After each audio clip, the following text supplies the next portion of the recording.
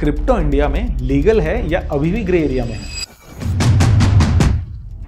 Supreme court का pressure, 30% का tax paradox और सेबी की खामोशी।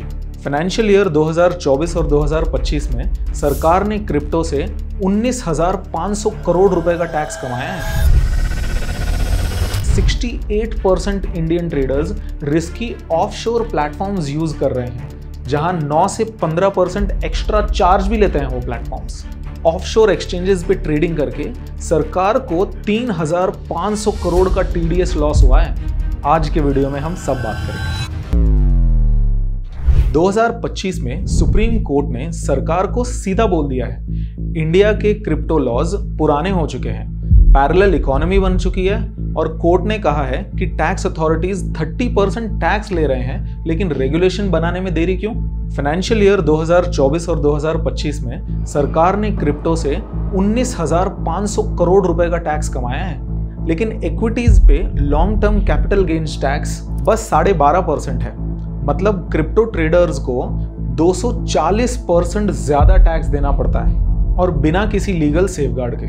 और फिर भी बैंक्स आपके क्रिप्टो ट्रांजैक्शन को अभी भी सस्पेक्ट की तरह से देखता है। फ्रॉड अलर्ट का तो डर क्रिप्टो बंदे पे हमेशा ही बना रहता है। 2021 का क्रिप्टो बिल अब भी 11 बार रिव्यू हो चुका है। डेटा के हिसाब से इसकी वजह से 68% Indian traders risky offshore platforms use कर रहे हैं, जहां 9 से 15% एक्स्ट्रा चार्ज भी लेते हैं वो प्लेटफॉर्म्स।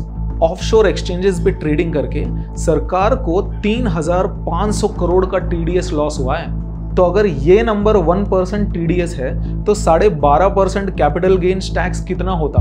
अब रेगुलेटरी क्लैरिटी के बारे में बात करते हैं। अमेरिका में SEC यानी securities and exchange commission crypto regulation में प्रोएक्टिव है।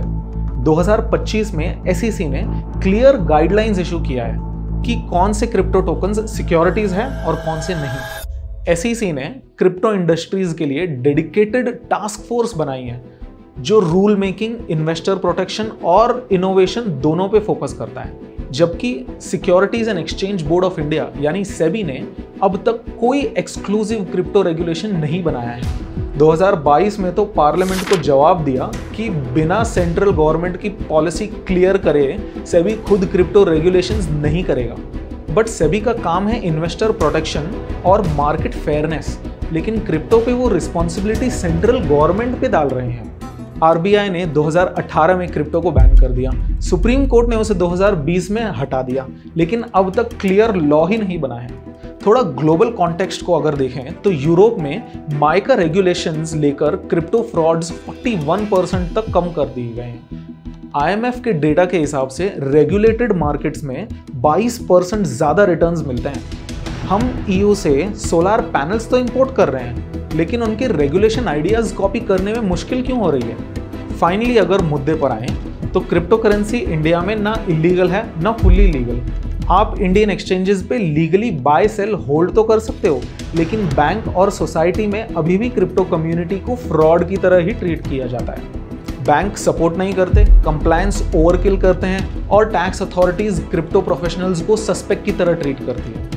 इवन जब आप लॉ फॉलो कर रहे हो, इंडियन एक्सचेंजेस हैवी फीस लगाते हैं और कभी कभी वहां से तो फंड्स निकालने में भी प्रॉब्लम हो जाती है।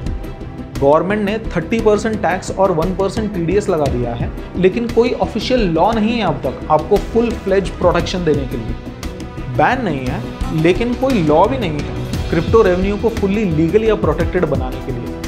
गवर्नमेंट अभी भी लॉ बनाने के प्रोसेस में है और तब तक इन्वेस्टर को सेफ रहना चाहिए और टैक्स रूल्स को फॉलो करना चाहिए। लेकिन सच ये है कि क्रिप्टो कम्युनिटीज अभी भी गवर्नमेंट का वोट बैंक नहीं है, तो प्रायोरिटी भी नहीं है।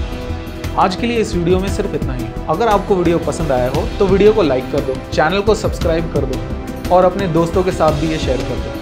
और अगर आपको क्रिप्टो रेगुलेशन पे डीप डाइव चाहिए तो नीचे कमेंट सेक्शन पे बताओ। तब तक के लिए stay safe and trust nobody.